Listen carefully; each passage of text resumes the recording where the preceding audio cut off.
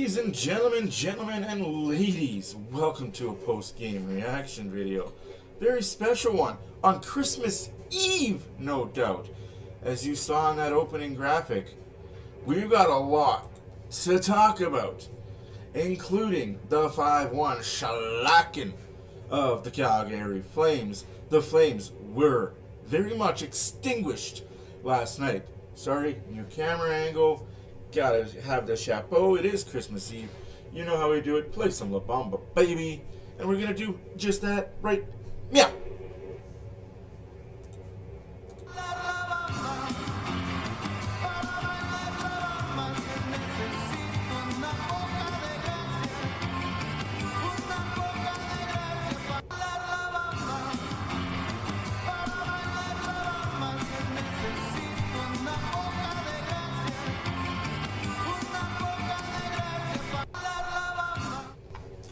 Now, as the graphic here shows you, Calgary won 19 shots. Oilers 5. 39 shots.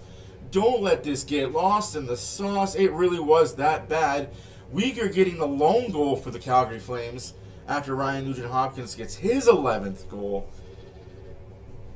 Now, we're going to talk about the assists and all that fun jazz after. Draisaitl gets his 18th goal on the power play. Draisaitl gets his 19th goal on the power play. Hyman gets his 10th, and then Draisaitl chapeaus a flying. Yeah, I'm bald. I gotta shave the rest of it. It's horseshoe looking right now. Chapeaus a la flying all over the ice as in the third period, Draisaitl gets his 20th goal. Who says he had a drought? Yes, there was 8 games there where he couldn't get a goal. He couldn't buy a goal. He couldn't pay for a goal. If a goal was a vowel on Wheel of Fortune, he had no money to buy one. Now, he gets 3 in one game. Does he wake up now? It wasn't like he was sleeping. He was still getting assists. Trust you me, he was racking up 10 points. Much like Connor McDavid, 36 points, I think, in 12 games now. The kid is elite. Nathan McKenna, who? That's what I'm talking about. Any whoosies, we're going to get into a little video, funny stuff video, because I think this is hilarious. I'm laughing about it. Maybe you might get a little chuckle too. Check it out.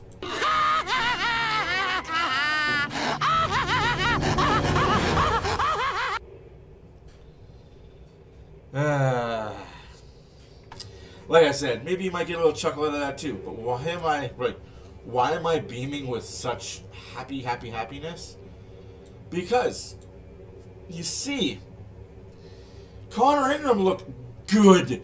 Connor Ingram looked almost great. I almost said that word. He only faced 19 shots, right? And it was the 6th shot, I think, or the 7th shot again that went in on him. Again, that's indicative of the defense. That's not on the goaltending. That is on the defense that still, in that first period, was letting in high danger scoring chances. And Ingram answered the bell. Connor Ingram answered the bell. Ding, ding, ding, ding, ding. Ingram made the saves. He's getting comfortable. I like to see that. And yes, it was discussed. He's a flexible goalie. Yes, he's a reactionary goalie. Maybe that's what the Oilers need in their goaltender. They don't need a structure, statue type of goalie that moves. Even though he's moving quickly, maybe they need a guy that is flash and dash. Connor Ingram, Tristan Jarry, those are your goalies. Any whoosies, like I said, Ryan Nugent-Hopkins from Bouchard and Connor McDavid starts us off at 6:48 of the first period, and then 15:58 Weegar from Buckland. I mean, it was a screenshot, but it was one that I'm sure if you talk to Connor Ingram, he would love to have back. All goalies say every goal that goes in on they'd love to have back. It's just the way it is. Oilers get a power play, Draisaitl goal, Hyman, McDavid get the assist. 2-1 after 1, and it was late. Like, there was a minute left. They had a minute power play after Calgary had a minute power play. That little small graphic down the corner here, that's just the last 7 minutes of the game. That is a game misconduct. We don't even going to talk about the Weegar game misconduct. And I know everybody's going to come in and be, well, Matt, you said that You can't beaking at the referee. You were mad that Draisaitl got thrown out for beaking at the ref. Yes, I was mad that Draisaitl got thrown out for beaking at Kelly Sutherland. What he said to Kelly Sutherland, if you watched my stream, you would know what he said. I found out. I did a little bit of investigating. And I found out he just said it was a terrible fucking call. He said it's a terrible call from a terrible referee. You're a joke. Legitimately, all he said was you're a joke of a ref, a terrible fucking call. That got him the extra 2, cost the Oilers. So in this one, Weegar, he was beaking at the ref, but that's not why he got thrown out. The ref let him have his say. As he's going to the box, he's in the refs, you're going, nanner. Cool. Ref's like, all right, sit down. Just sit down. Enjoy your 2 minutes. Just sit down. Go. Leave me alone. And then Weegar had to smash the glass with his stick. That is why he got the 10 and the game. It had nothing to do with the words that he said. It was the pounding on the glass with his stick. Dude, you tripped him. The penalty is a penalty is a penalty is a penalty is a penalty is a penalty is a penalty. And that right there cost the Calgary Flames the game. Because not only were they down Weegar, who arguably is their best defenseman, but then some dumb kid thought he'd be all tough. Right? Some dumb kid for the Calgary Flames thought he'd be some tough. Well, some tough got you a lot of nothing. Got you a whole lot of beat up. Got you a whole lot of down 4-2 defensemen. Calgary played 4 defensemen for the majority of the third. I'm going to say half the second and majority of the third period they were down 4 defensemen. So yes, it sucks to suck, Calgary. There is another game on Saturday in Calgary. Do I expect the Donnybrook to happen? And this is why I'm going to say no. It was great. Seeing the old-fashioned Battle of Alberta back, the punches were flying, the sticks were going, the hits were hitting. The reason why I don't think you're going to see the same type of energy and the same type of display is because all eyes are going to be on this game. All eyes are going to be on the rematch of Calgary-Edmonton because of what happened in the last 7 minutes of the game.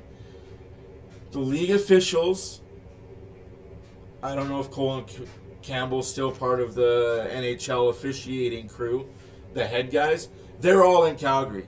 Gary Bettman, I guarantee you, is going to be either in Calgary or have a very close eye on Calgary. You're going to have a different officiating crew. You're going to have one that's going to nip a lot of shit in the butt right quick. You're not going to get what you got at the end of the game because Calgary was losing, piss poor losers like they always are. Anyways, we continue second period. Again, power play goal, Draisaitl, McDavid, Boosh. Love to see it, love to see it. And then Hyman just doing Hyman things. Stand in front of the net and wait for a tip. McDavid dingle dangle dongos. And Draisaitl finishes it off on another power play in the third period. The lone goal in the third period. And again, the Oilers went into a shell. But thankfully, they pulled out of it and ended up getting the win. So this is what I like. Darnell Nurse, 10 minutes misconduct. Joel Hanley, 10 minutes conduct. John Breacher, 10 minutes conduct. Vasily Podkolzin, 10 minutes conduct. Ryan Lundberg. Now, I want to talk about Ryan Lundberg for a little second here. You little chihuahua wishing you were a German Shepherd. You small dog thinking you can fight the big boys. You're all of 5 foot, you know what. You're 5 foot fuck all. And you think that you're going to go after Darnell Nurse. Good luck, kid. You're going to get your head kicked in. But you got a 10-minute misconduct. That's one guy I can't stand on the Calgary Flames. If there's one guy in the Flames that I can't stand, it's Ryan Lundberg. If there's one guy that I have absolute respect and admiration for on the Calgary Flames, Nazem Kadri. What he's done this year with his career, turned it around. Wow. Kadri, you've done it. Alex Regula, 10-minute misconduct. Adam Klapka, 10 misconduct. Jan Kuznetsov, 10 misconduct. Andrew Mangiapane, 10 Matt Savoy, 10 misconduct. Ryan Lumber, 2-minute minor for cross-checking against Darnell Nurse, served by Connor Zuri. So pretty much the referee was 2 minutes, cross-check, Ryan Lundberg. Everyone else, 10-minute game misconducts. That's pretty much what he said. Verbatim. He's like, everyone else on the ice, you out of here. Ryan, 2 minutes, and you get the 10 as well. I loved it. I am a fan of that. I can't tell you guys how much I am a fan of that. Now, again, we can sit here and talk about how good the win was, and it was. It was a morally good win. It was an uplifting win. It helped the Oilers now take over first place. I think they're tied for first in the Pacific Division. If I am mistaken, I'm mistaken, and sometimes that happens, right, kid? Now, in news that I didn't want to share because I didn't want to put the horse before the cart, but now that it's kind of been leaked out there, implications as to why Connor Ingram didn't get sent down to the East Coast Hockey League, and I'm kind of glad, if I can say that, if I can be honest with everybody, I'm kind of glad he didn't get sent down to the East Coast Hockey League. They're going to strike. The East Coast Hockey League is striking on Friday. There's been talks for like the last month. We got to try and rectify it. We got to try and fix it. We got to try and do this. We got to try and do that. Unfortunately, they just can't get to an agreement. The players, the owners, they can't get to an agreement. So as of Friday, there's going to be a lockout in the East Coast Hockey League. Knowing that, the Oilers are like, hey, we can't have our big guy goaltender that we want to see, even though he's not doing too much in the AHL, get him up to the NHL. Maybe everybody that we've all talked to said it was the defense in Bakersfield that isn't very good. He was hung out to dry. Maybe with more structure and more, what is that word? Predictability. Ingram will shine. Well, 2 games in, he's not looking too shabby. I will eat my crow and say I was wrong. I thought Connor Ingram was washed. But, hey, still small sample size. Still small sample size. But, hey, so far so good. He's an Oiler goalie, and I love seeing the wins. Wow. You want to talk about wins, though. Like, a 947 save percentage. That is a good win. Dustin Wolf had an 872. That game could have been 11, 12, 13 to 1. Dustin Wolf, he did what Dustin Wolf does. He plays good hockey. Unfortunately, he's a good goalie on a shitty team, so his numbers are look really good because he's going to face a lot of shots. But yes, that is just kind of the update that I wanted to fly by you guys to let you guys know, hey, yeah, the reason why Ingram's up and not down in the East Coast, there's a strike going on. Any Hoosies, let's get to the other town scoreboard. The Toronto Maple Leafs beat the Pittsburgh Penguins 6-3.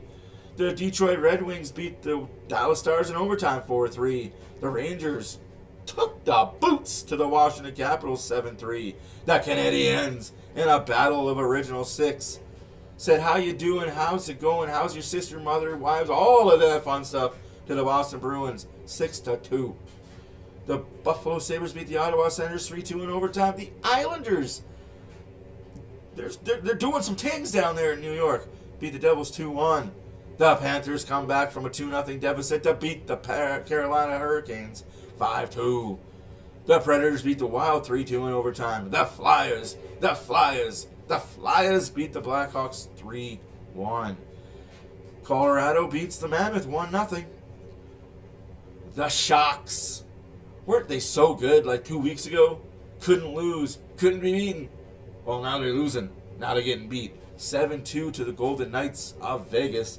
And the Kraken beat the LA Kings 3-2. Now, what does that all mean for the Edmonton Oilers and in the standings after 38 games? For the Oilers, by the way, 38 games are in. We're almost halfway through the season, folks. Almost done. 38 games, the Colorado Avalanche are 61 points in first. Dallas is in second. Minnesota's in third. Vegas is in fourth with 44 points. Ducks are in fifth, 44 points. The Oilers are in sixth with 44 points. So technically, they're all tied for first in the Pacific Division. Still 6 points back behind Minnesota Wild for third in that. So it's the Central.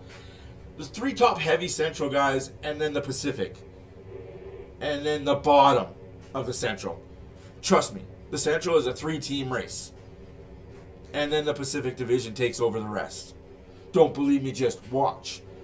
And that's the way it always is. The Central has 3 top dogs, and the other 5 teams are just shit. It is what it is. It is what it is. Where the Pacific Division has 5 to 6 legitimate dogs, and the other 2 are just shit. But it is what it is. Again, Blackhawks bringing up the rear with 32 points. Vancouver's got 33. Winnipeg's got 33. Them Calgary Flames have 34. Please, Calgary, start the rebuild. Just pull the Band-Aid. Grab that wax strip off your arm and just rip it off. Do the proper thing, Craig Conroy. Trade away Nazem Kadri. Get rid of Anderson. Weegar. Just do the rebuild. Do yourself and your fans a favor. Do the rebuild. You'll hate yourself in the morning, but oh, it'll feel so good when it moves on. Anyways, guys, my name is Matt. Thank you for stopping by and saying hi on this very special Christmas Eve. I'll see you guys on Saturday, the 27th. Rematch, Flames, Oilers, in that Pringle Dome they call the Saddle Dome. Should be fun. Again, I'm not expecting too many fireworks to happen because I think all eyes are going to be on that game. There's no games today because it is Christmas. There's no games tomorrow because it's Boxing Day. Enjoy the 2 days off of hockey. It gets all wrapped up again on the 27th. Deuces. Thanks for watching. Comment, like, subscribe. Do the things. Help me out. You know you want to. I'm a nice guy. It's Christmas. Bye.